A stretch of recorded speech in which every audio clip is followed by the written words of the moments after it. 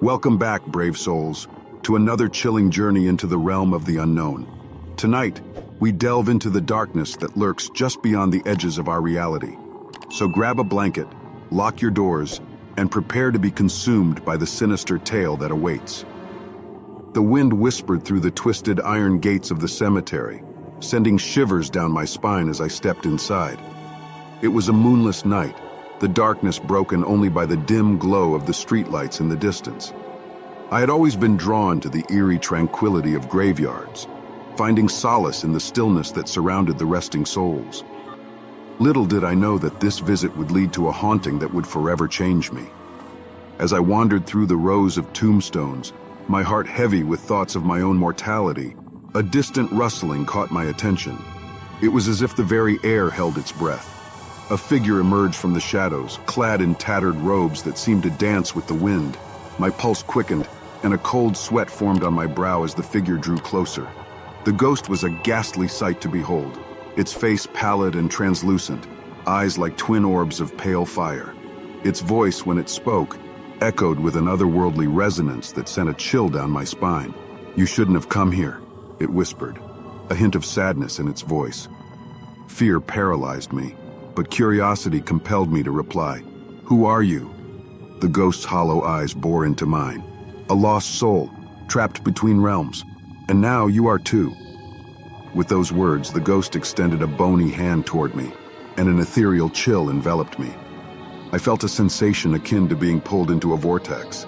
And then suddenly I was standing alone in the cemetery once more. The ghost was nowhere to be seen. I stumbled out of the graveyard, my mind a whirlwind of confusion and terror. That night marked the beginning of the haunting. At first, it was subtle, a fleeting shadow in the corner of my eye, a faint whisper that seemed to echo in empty rooms. But as the days turned into weeks, the occurrences grew more sinister. Objects would inexplicably move on their own, doors would creak open in the dead of night, and chilling drafts would sweep through my home even on the stillest of evenings.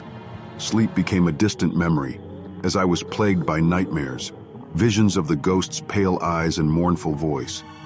Every time I closed my eyes, I felt its presence lurking just beyond the veil of consciousness. Desperation set in.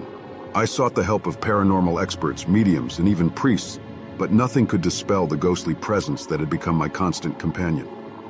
I was a prisoner in my own home, tormented by a being I could neither see nor touch. As my fear escalated, so did the ghost's malevolence. It would whisper my name in the dark, its voice dripping with anguish and anger. It became clear that the spirit harbored a deep grudge, a connection between its past and my present that I struggled to comprehend. Finally, in a moment of desperation, I delved into local records and discovered a chilling truth. The ghost was that of a young woman who had died tragically in a hit-and-run accident near the cemetery. Her name was Amelia, and she had been buried without justice for her untimely end. Armed with this revelation, I returned to the cemetery one last time, my heart heavy with guilt and empathy. Standing before her gravestone, I whispered, "I'm sorry, Amelia, I didn't know." A gust of wind swirled around me, and her ghost materialized before my eyes. Her mournful expression softened, and her spectral form began to fade, carried away by an otherworldly breeze. "Thank you," she whispered, her voice fading into the night. With her departure, the haunting ceased. The oppressive atmosphere that had gripped my life lifted, and I was finally free. But the memory of Amelia's ghost remained etched in my mind, a reminder of the thin veil that separates our world from the unknown. Now, whenever I pass by a cemetery, I can't help but feel a pang of unease. I've learned that the restless spirits of the departed can linger, seeking closure and justice.